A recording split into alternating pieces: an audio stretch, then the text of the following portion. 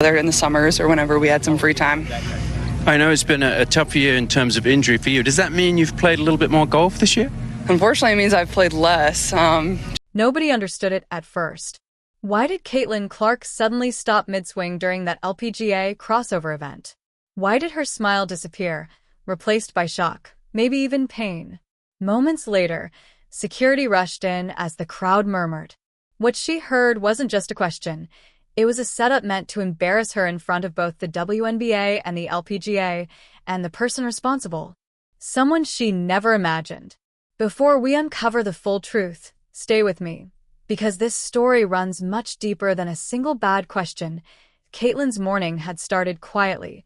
Soft sunlight, calm air on the fairway. No roaring crowds, no WNBA weight on her shoulders, just golf. A rare chance to breathe.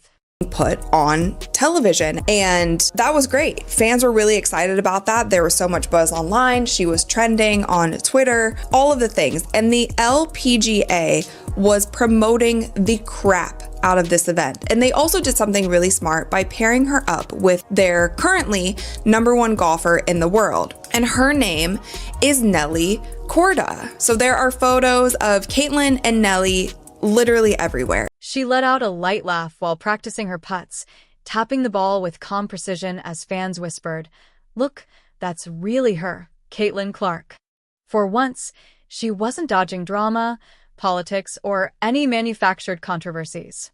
It was meant to be simple, a charity crossover, warm energy, good vibes. But just 10 yards away, tension was quietly building. A reporter stood gripping a microphone, a pre-written question ready, not crafted for clarity, but for impact.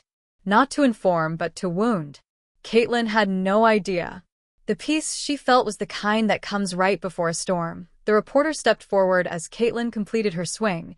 "Some WNBA insiders are questioning your loyalty. They claim your LPGA deal is dividing the league and hurting women's basketball. How do you respond?" Her smile faded instantly. Her hands shook. Her breathing tightened. This wasn't journalism. It was sabotage. And for the first time in public, Caitlin Clark looked visibly sick. Fans gasped. Cameras zoomed in. Social media was seconds away from erupting. She knew exactly where that question originated. Someone wanted her to stumble. Someone wanted her to look ungrateful. Caitlin wasn't having it. The reporter wasn't LPGA staff. He wasn't authorized. He wasn't on any media list. Sources confirmed he'd been handpicked by WNBA-adjacent media contractors. Why? And the value that Caitlin Clark brings to the table, except guess who? Except who?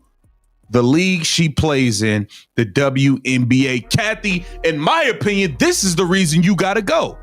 This is the reason you have to go. All these WNBA players that was disrespecting fans, disrespecting Caitlin Clark fans, and all of this nonsense.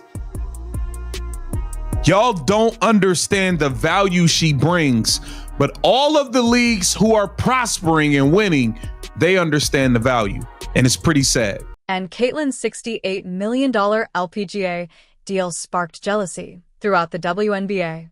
Her popularity overshadowed MVPs. Endorsements broke records. Coverage dominated every headline.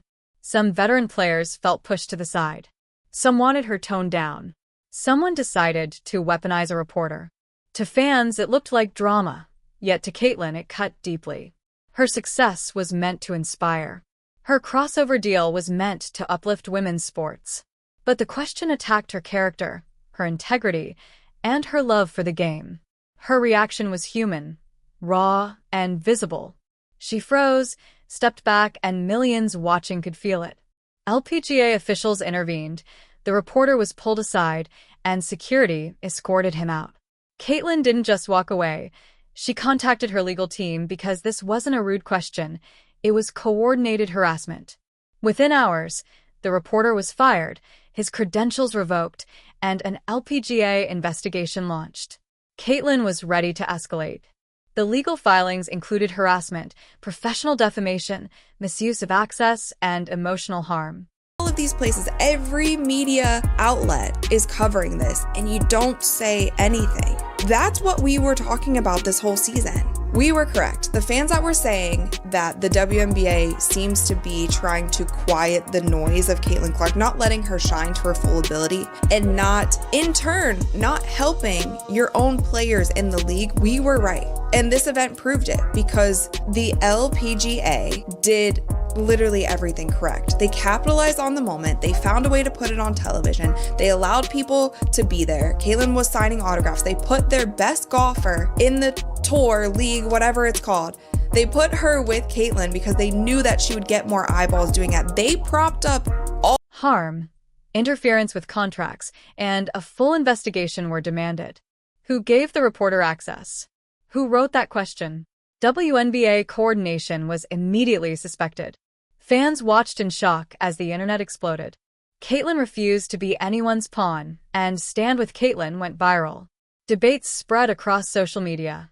Was the reporter acting alone? Was it a WNBA plot? Did Caitlin overreact? Or was this a controlled narrative? Analysts called it unprecedented cross-league sabotage. Meanwhile, Caitlin stayed composed, quietly signing deals, keeping endorsements, and continuing LPGA appearances untouched.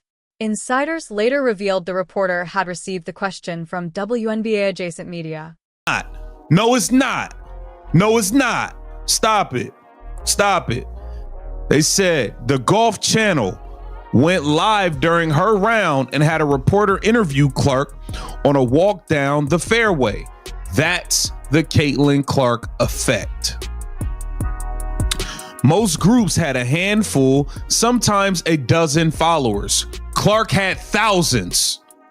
She played the front nine with the world number one Nelly Korda and back nine with golf icon Annika Sorenstam, the event's host. It was an honor to play the Pro-Am with Cold, and obviously being down here in Florida, the weather makes it pretty easy to play some golf, but getting in as much as I can. Obviously, I stay pretty busy, so I don't get to play as much as I would like, but when I do, it's always really fun. Hey, you just played 9 holes again, even though and then also putting on a show as someone who knows the fans are here to see you. Yeah, I mean, like, these are the things that you love, like being competitive, and even when I go out and play with family or friends or whoever, like, you make it competitive. Like, you don't just go out there and hit the ball. Like, you make a game out of it. You do have a 2v2, you do whatever.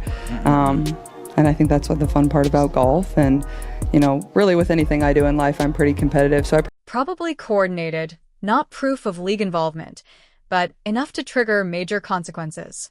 High-level suspensions are possible, investigations are ongoing, and the legal battle is heating up. Caitlin's team is ready to take this public. She refuses to be intimidated behind the scenes. Caitlin said, "I'll play anywhere. I'll work hard anywhere. I shouldn't have to defend my love of the game."